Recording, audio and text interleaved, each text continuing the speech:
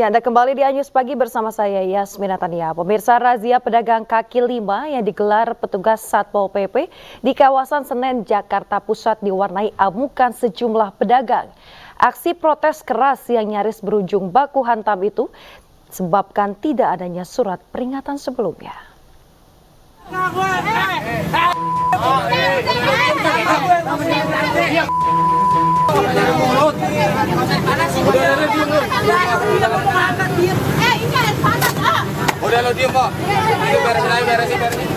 Salah seorang pedagang kaki lima mengamuk saat lapak dagangan yang berada di atas trotoar di Jalan Senen Raya Jakarta Pusat siang tadi menjadi sasaran razia petugas Satpol PP.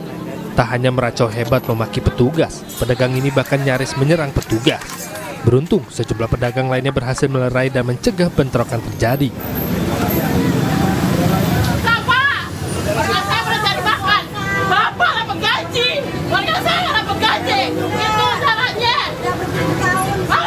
Aksi protes keras juga dilayangkan seorang wanita pedagang saat mendapatkan giliran ditertibkan. Dirinya tidak terima dengan razia yang dilakukan saat bulan suci Ramadan karena sangat mengganggu ketenangan. Selain tidak adanya surat peringatan sebelumnya, kemarahan pedagang juga disebabkan tidak adanya pemasukan untuk memenuhi kebutuhan puasa dan lebaran nanti. Itu siap mereka berpuasa. Kalau pemberitahuan mendingan kali dua kali baru ini kagak boro-boro. Jadi langsung ditindak itu Bu, diangkut gitu Bu? Iya, mau langsung diangkut. Meski menuai reaksi protes keras dari pedagang, namun petugas mengaku terpaksa melakukan razia mengingat telah dikuasainya trotoar jalan oleh para pedagang. Tujuannya untuk mengembalikan wajah ibu kota yang rapi, nyaman, dan bersih selama bulan suci Ramadan.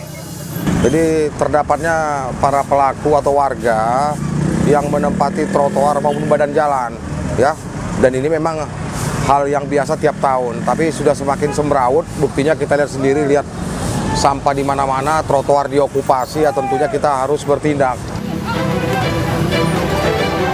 Pada razia kali ini, petugas berhasil menjaring belasan lapak pedagang kaki lima yang langsung dievakuasi ke kantor Wali Kota Jakarta Pusat. Dari Jakarta, Rani Sanjaya, iNews melaporkan. Ya, pemirsa, aksi unjuk rasa menurunkan harga bahan pangan kepada pemerintah serta menghidupkan kembali demokrasi yang digelar ratusan mahasiswa di Bundaran Patung Kuda Gambir, Jakarta Pusat berujung ricuh. Kericuhan dipicu penghadangan oleh pihak kepolisian terhadap massa mahasiswa.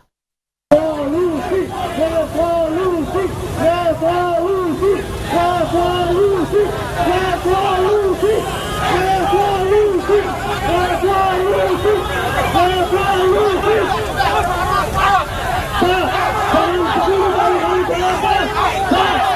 Aksi saling dorong, saling tarik, dan adu mulut antara massa mahasiswa dengan petugas kepolisian terjadi di Bundaran Patung Kuda Gambir, Jakarta Pusat, Senin petang.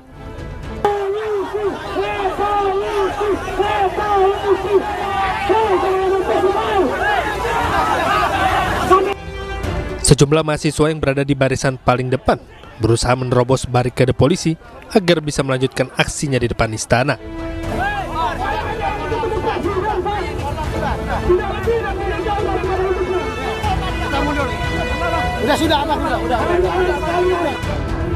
Saling adu kekuatan di antara keduanya bahkan nyaris berujung pada baku hantam. Aksi turun ke jalan yang digelar ratusan mahasiswa se-Jawa Barat merupakan bentuk kekesalan mereka atas tingginya harga bahan pangan di pasaran sejak beberapa pekan lalu.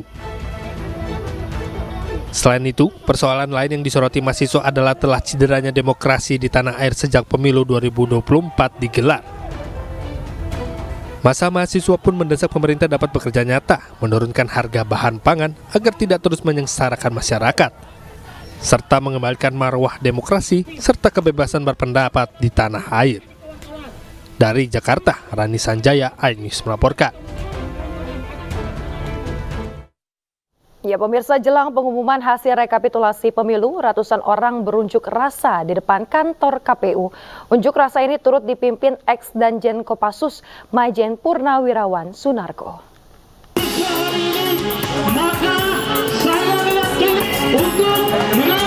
Massa dari berbagai kalangan berkumpul di depan gedung Komisi Pemilihan Umum KPU RI Senin siang.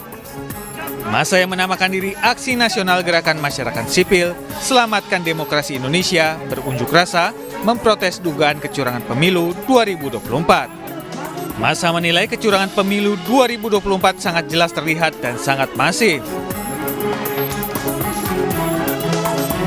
Tuntutan tolak pemilu curang, karena kita sudah melihat dengan mata telanjang bahwa ini adalah pemilu paling brutal dan paling ugal-ugalan. Kami berharap tidak ada pilihan, KPU harus mengumumkan pemenang yang sesungguhnya, yaitu pemenang yang memang harus menang, pemenang yang memenangkan dengan tidak ada kecurangan, pemenang yang memenangkan dengan jujur dan adil. Begitu. Jika tidak, Anda tahu faktanya apa? Bahwa ini akan menimbulkan perpecah belahan, akan menimbulkan keresahan dan keonaran di masyarakat. Mantan Danjen Kopassus Maijen Purnawirawan Sunarko turut memimpin unjuk rasa di depan kantor KPU RI Senin siang. Dalam orasinya, Sunarko menyatakan pemilu 2024 banyak ditemukan kecurangan dan ketidakjujuran.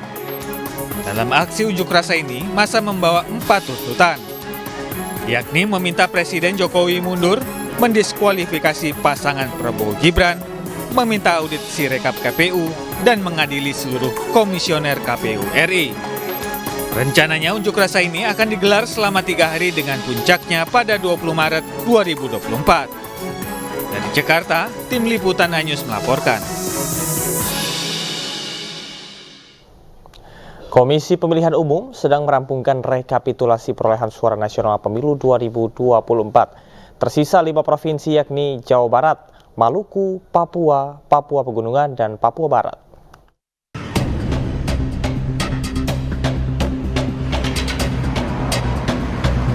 Komisi Pemilihan Umum akan segera merampungkan rekapitulasi perolehan suara nasional pemilu 2024. Total, KPU telah menyelesaikan penghitungan perolehan suara di 33 provinsi. Tersisa 5 provinsi yang masih dalam proses rekapitulasi, yakni Jawa Barat, Maluku, Papua, Papua Pegunungan, dan Papua Barat. Dari hasil rekapitulasi di 33 provinsi yang telah rampung, paslon Capres-Cawapres nomor urut 2 Prabowo Subianto Gibran Rakabuming Raka unggul di 31 provinsi. Sementara paslon Capres-Cawapres Anies Baswedan Muhaimin Iskandar unggul di 2 provinsi, yakni Sumatera Barat dan Aceh. Sedangkan paslon Capres-Cawapres Ganjar Pranowo Mahfud MD tercatat berada di peringkat ketiga dari hasil rekapitulasi KPU di 33 provinsi. Sementara untuk di luar negeri, sebanyak 127 PPLN telah melaksanakan rekapitulasi nasional. Data rincian perolehan suara pasangan calon presiden wakil presiden untuk PPLN. Pasangan calon nomor 1, 125110. Pasangan calon nomor 2427 berapa tuh? 871. Pasangan calon nomor 3, 118385. KPU akan langsung mengumumkan penetapan hasil pemilu 2024 jika 38 provinsi terampung rekapitulasi nasional. Sementara itu, batas akhir penetapan hasil pemilu ialah 20 Maret 2024. Dari Jakarta, tim liputan iNews melaporkan. Ya, pemirsa, Karopenmas Divisi Humas Polri, Brigjen Pol Trunoyudo Wisnu Andiko mengatakan bahwa situasi pasca pemilu 2024 masih aman terkendali. Polri telah melakukan pengamanan sesuai dengan aturan dan juga undang-undang. Alhamdulillah, situasi aman, terkendali, kemudian damai dan sejuk. Tentunya ini juga berkat seluruh elemen masyarakat bergandengan tangan bagaimana membuat suasana ini dan juga momentum bulan Ramadan adalah bulan berkah. Itu rekan-rekan yang bisa kami sampaikan. Dinamika setiap perkembangan pada tahapan pemilu, rekan-rekan media juga monitor ya. Tentu yang disampaikan tadi terkait dengan penyampaian atau kebebasan mengungkapkan pendapat di muka umum tentu telah diatur dalam peraturan undang-undang ya. Artinya segala sesuatu dalam mengungkapkan pendapat secara konstitusi dibolehkan, namun demikian secara hukum diatur, secara undang-undang diatur, maka Polri akan melakukan pengamanan sebagai koridor pengamanan karena salah satu daripada kehidupan bermasyarakat dalam mengungkapkan pendapat, tentu Polri akan mengamankan sebagaimana koridor pada aturan undang-undang yang berlaku. Tentu ada ya terkait dengan pengamanan, dan ini menjadi kewajiban bagi kita atau Polri untuk melakukan pengamanan yang termasuk di dalam operasi Mantap Brata 2024. Yang dikedepankannya adalah kan preemptif dan juga preventif. Pemirsa, resah hak angket dugaan kecurangan pemilu tak kunjung terwujud. Koalisi Perubahan pengusung Capres Anies Baswedan berencana mengusulkan hak angket terlebih dahulu. Sementara PDI Perjuangan masih menyusun naskah akademik sebelum menggulirkan hak angket di DPR.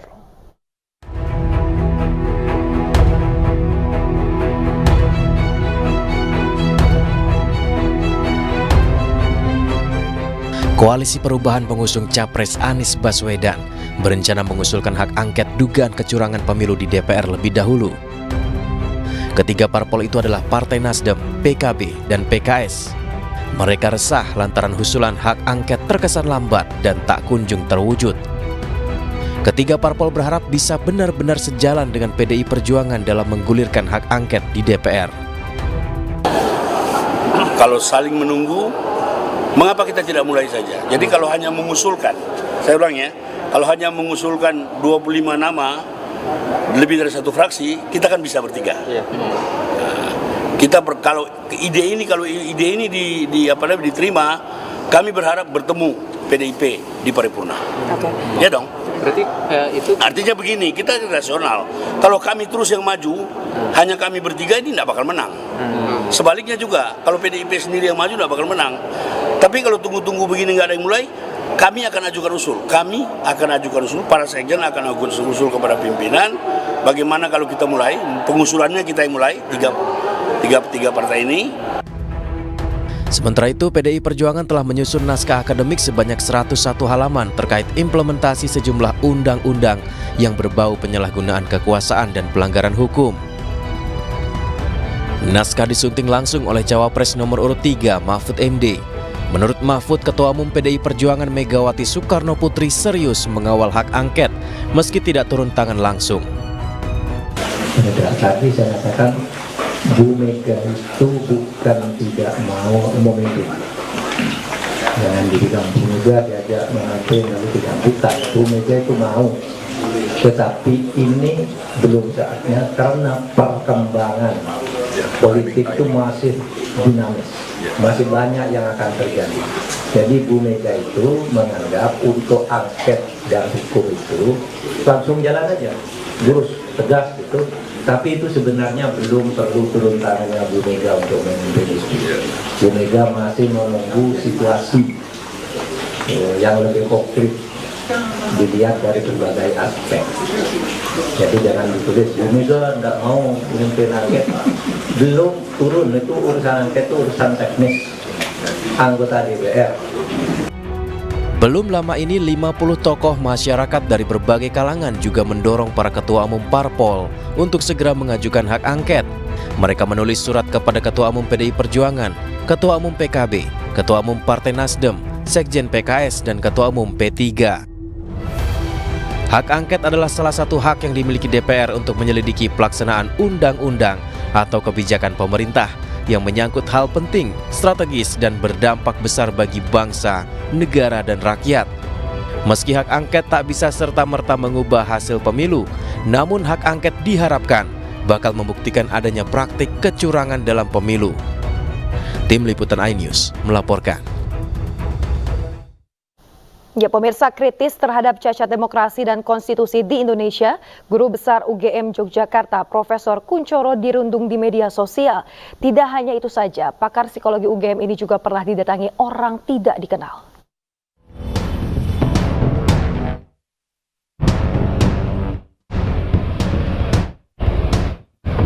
Sejak bersikap kritis dengan mengeluarkan petisi yang ditujukan untuk Presiden Joko Widodo pada 31 Januari lalu, Guru Besar Universitas Gadjah Mada Yogyakarta, Profesor Kunchoro, mengaku mendapat perundungan dan dugaan intimidasi. Perundungan ia terima melalui media sosial. Tak hanya itu saja, kediaman Guru Besar Psikologi UGM ini juga pernah didatangi oleh orang tak dikenal. Kemudian yang didatangi ada orang yang mengaku dari Kalimantan Selatan, datang Tapi tidak jelas juga gitu, dia hanya pada satpam, kemudian ditanya apakah sudah ada perjanjian belum, ternyata tidak. Hari kedua dia datang lagi dengan satpam, dia marah-marah. Pasca pemilu 2024, Profesor Kuncoro lagi-lagi kembali menerima dugaan intimidasi. Kali ini melalui WhatsApp dari seseorang dengan nomor menggunakan foto profil logo KPK. Dugaan intimidasi ini diduga ada hubungannya dengan aksi moral bertajuk Kampus Menggugat, Tegakkan Etika dan Konstitusi yang digelar Sivitas Akademika UGM pada 12 Maret lalu. Yang membuli itu di atas nomor WA-nya itu menggunakan kop KPK. Nah, yang ini saya dibuat seperti itu, saya tidak takut karena tidak benar. Mosok KPK kemudian pada saya seperti itu. Nah, ketika saya gertak bahwa akan saya laporkan, setelah itu dia diam, tidak ada punya pengaruh apa-apa. Meski mendapatkan serangkaian dugaan intimidasi, namun tekad Profesor Kuncoro dalam menegakkan moral etika berdemokrasi tak pernah kendor. Ia menegaskan jika petisi dan gerakan kampus bukanlah didorong kebencian terhadap Presiden Joko Widodo, melainkan demi masa depan demokrasi dan konstitusi Indonesia. Dari Sleman, Yogyakarta, Heru Trijoko, iNews melaporkan.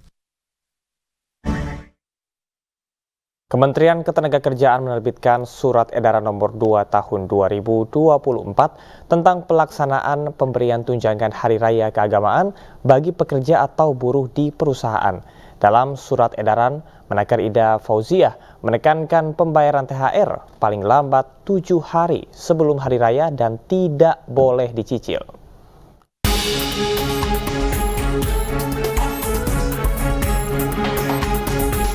Pemerintah melalui Kementerian Ketenagakerjaan mengeluarkan Surat Edaran Nomor 2 Tahun 2024 tentang pelaksanaan pemberian tunjangan Hari Raya Keagamaan 2024 bagi pekerja atau buruh di perusahaan, di mana surat edaran ini ditujukan kepada para gubernur di seluruh Indonesia.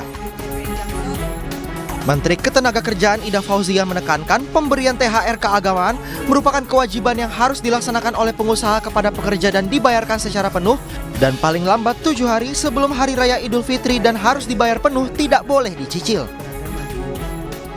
Dalam aturan ini diberikan kepada pekerja yang telah mempunyai masa kerja 1 bulan secara terus-menerus atau lebih baik yang mempunyai hubungan kerja berdasarkan perjanjian kerja waktu tidak tertentu, perjanjian kerja waktu tertentu atau PKWT, termasuk pekerja harian lepas yang memenuhi persyaratan sesuai peraturan perundang-undangan.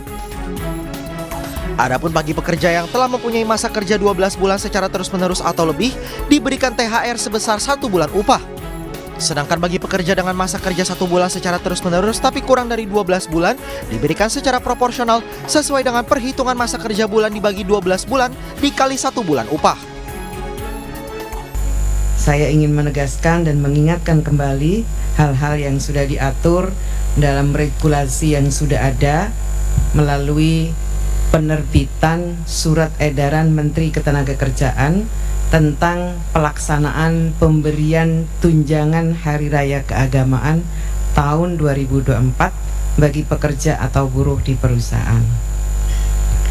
Pemberian THR merupakan kewajiban, maksud saya THR keagamaan adalah merupakan kewajiban yang harus dilaksanakan oleh pengusaha kepada pekerja atau buruh. Hal ini secara tegas telah diatur dalam Peraturan Pemerintah Nomor 36 Tahun 2021 tentang pengupahan, dan untuk tataran pelaksanaannya diatur dalam Peraturan Menteri Ketenagakerjaan Nomor 6 Tahun 2016 tentang tunjangan Hari Raya Keagamaan bagi pekerja atau buruh di perusahaan. Saya minta kepada semua perusahaan agar dengan sungguh-sungguh memperhatikan dan melaksanakan regulasi ini dengan sebaik-baiknya. Sekali lagi saya pertegas kembali bahwa THR harus dibayar penuh dan tidak boleh dicicil. Untuk memastikan pelaksanaan pembayaran THR tahun 2024, Menaker meminta gubernur beserta seluruh jajarannya di daerah untuk mengupayakan agar perusahaan di wilayah provinsi dan kabupaten kota membayar THR keagamaan sesuai dengan ketentuan peraturan perundang-undangan. Di samping itu, Kemenaker juga membuka posko THR untuk melayani konsultasi perhitungan THR peserta pengaduan secara fisik atau tatap muka dan juga secara online. Dari Jakarta, tim liputan iNews melaporkan. Ya, pemirsa, MNC Peduli melalui program Generasi Cerdas Anak Bangsa menyalurkan susu tinggi kalori kepada anak-anak yang terindikasi gizi buruk dan stunting di Kelurahan Kebon Sirih Menteng, Jakarta Pusat. Selain itu, MNC Peduli juga menyalurkan bantuan peralatan sekolah.